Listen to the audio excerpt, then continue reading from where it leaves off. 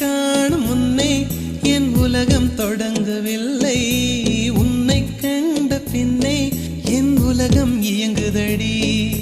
வானத்தில் ஏறியே மின்னல் பிடிக்கிறவன் பூக்களை பறிக்கவும் கைகள் நடுங்குகிறேன்.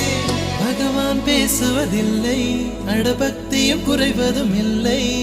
காதலி பேசவும் இல்லை, என் காதல் குறைவதும் இல்லை.